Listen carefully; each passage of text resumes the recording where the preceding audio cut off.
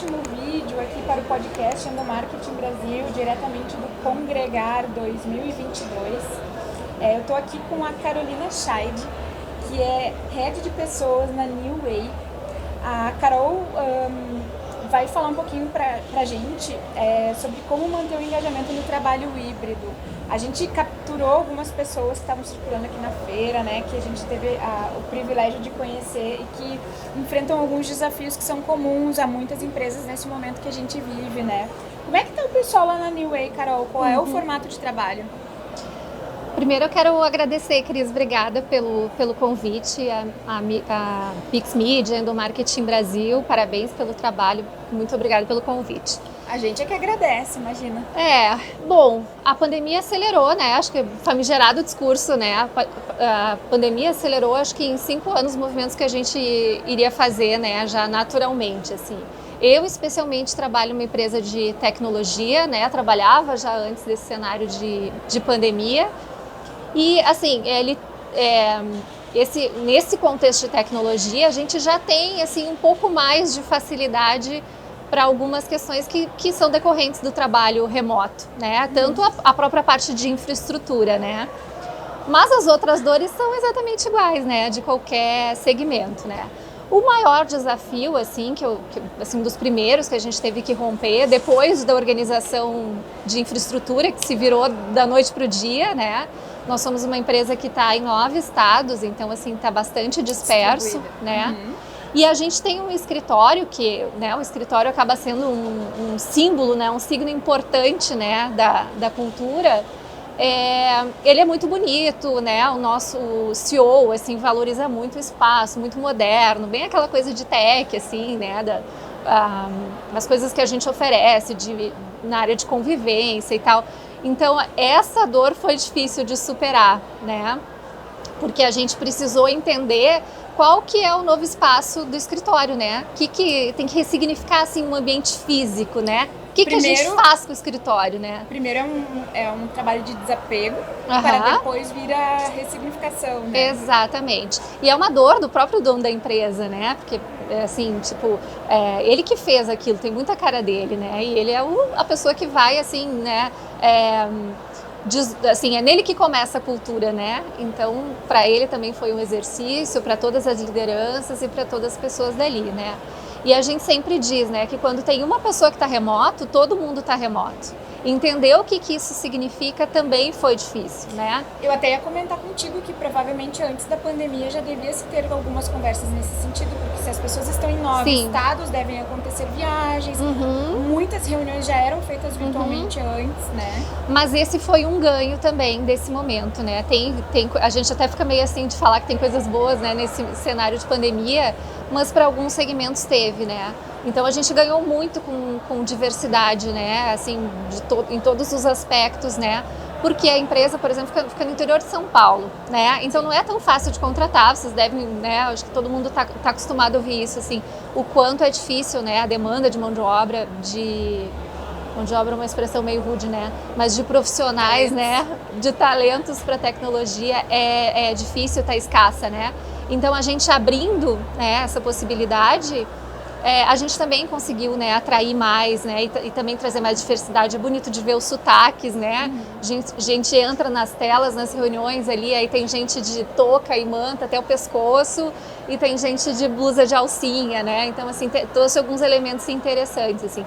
Mas o primeiro foi entender isso, assim, o que eu faço com o escritório, né? Então, a gente tem cerca de 40% da empresa que é daquela região ali, que pode usar o escritório.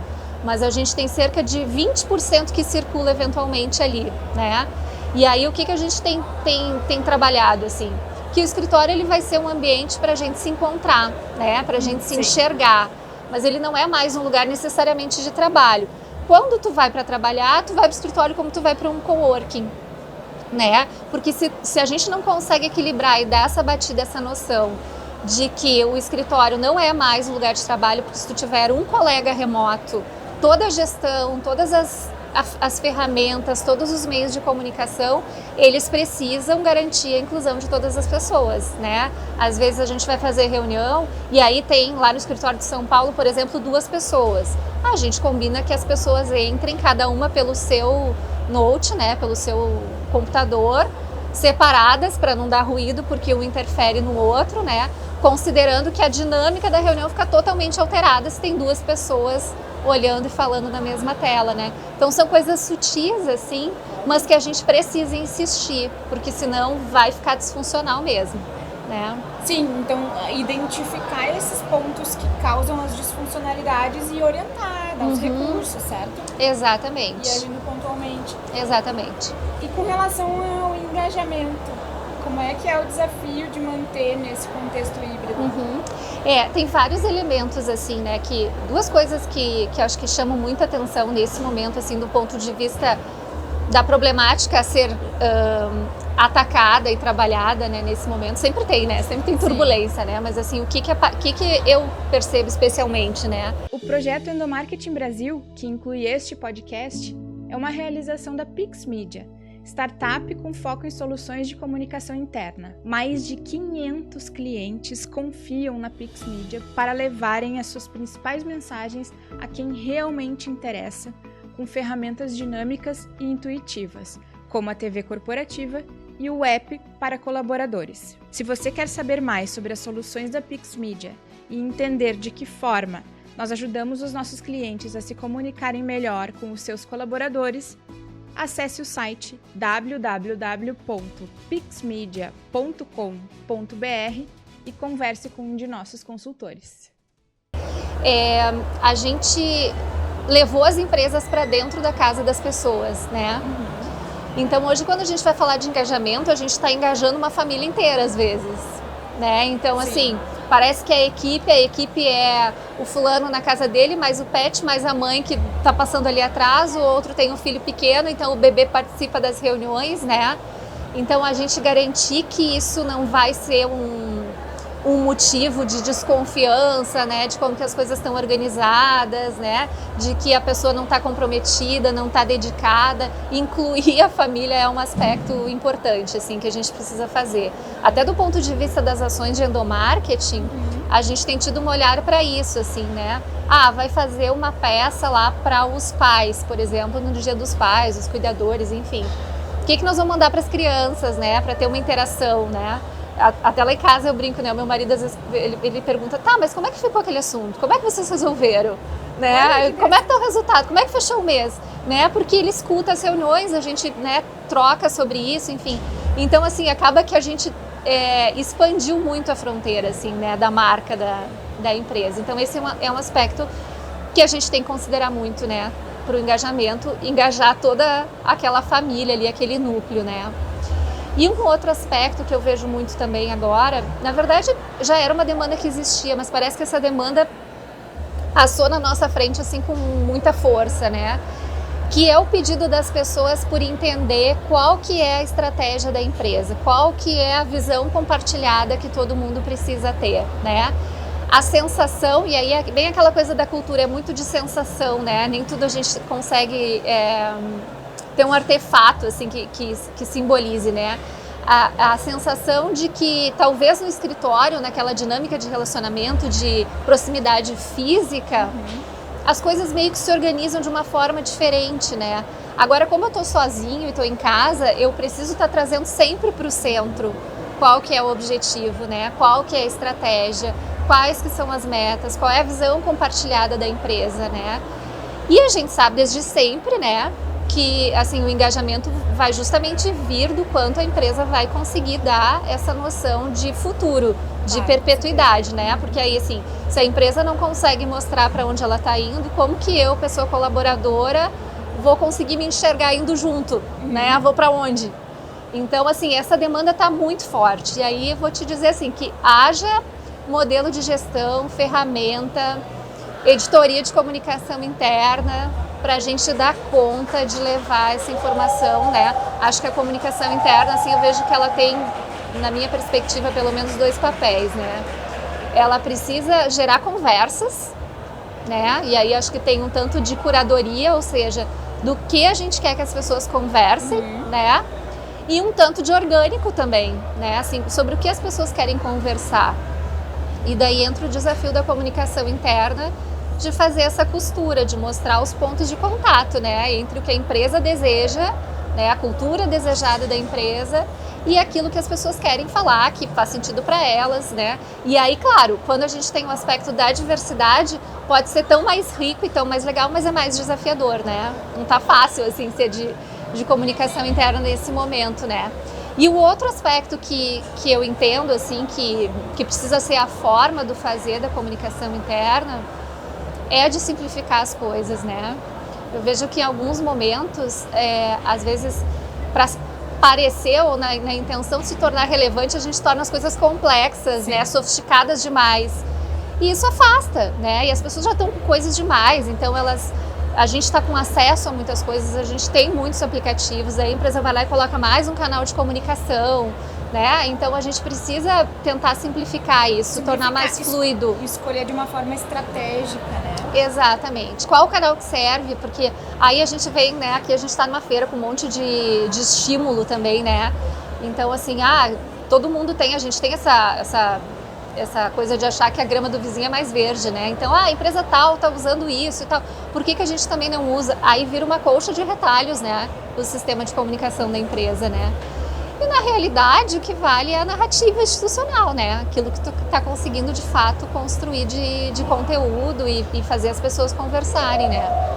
Então acho que tem isso também. Eu pego o exemplo da empresa, né? Agora a gente já tá num momento assim de ter as coisas um pouco mais fluidas e simplificadas, né? No começo, naquele afã, né? Assim, naquele desejo de garantir conexão, de garantir que as pessoas estão sabendo o que está acontecendo, a gente dá muito estímulo, né? Acho que foi um processo bastante natural, porque aconteceu em muitas empresas ali no primeiro período da pandemia, né? A gente quer dar acesso, e daí começa a criar conteúdo e lembra da questão da febre das lives, o que era aquilo? Nossa, eu pessoalmente eu não suportava mais assistir live, assim.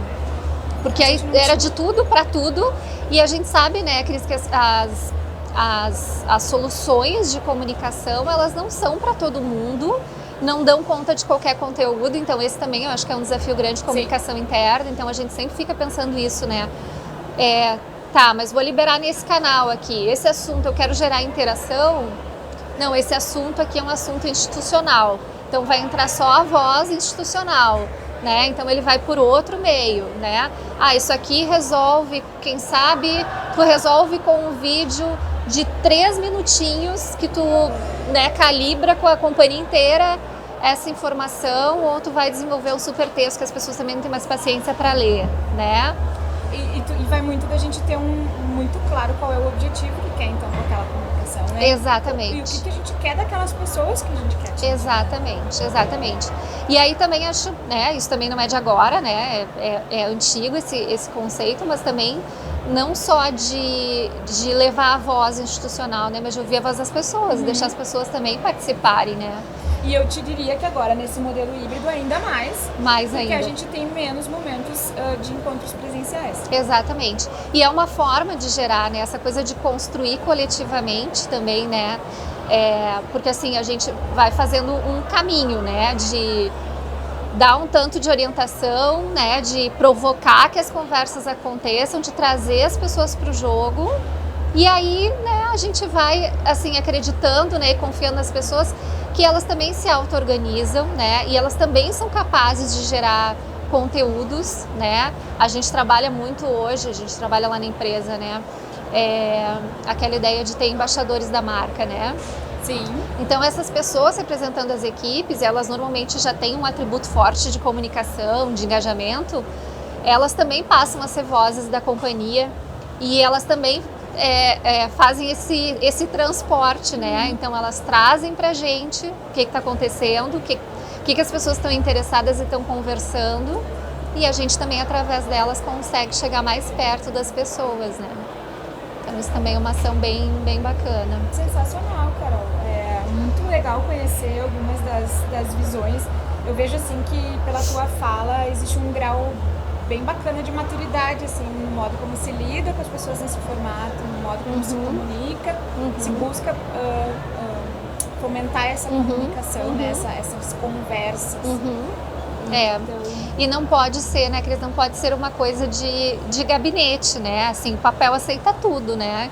Então tem muita teoria sobre engajamento, né, é muito lindo falar da curva do engajamento, mas assim, tornar isso real, né, transformar isso em artefatos que fazem sentido para a companhia que é o desafio, né.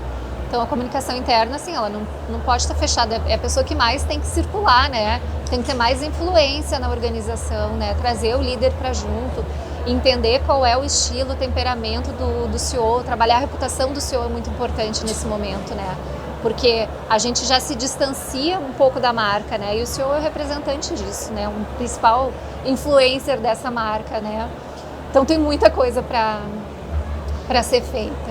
Que legal! É muito bom conhecer um pouco da realidade lá na New Way. Carol, a gente agradece muito a tua participação aqui com a gente. Eu que agradeço. Pessoal, esse então é o nosso vídeo de hoje, o último vídeo que a gente está produzindo aqui diretamente do Congregar 2022. Até mais!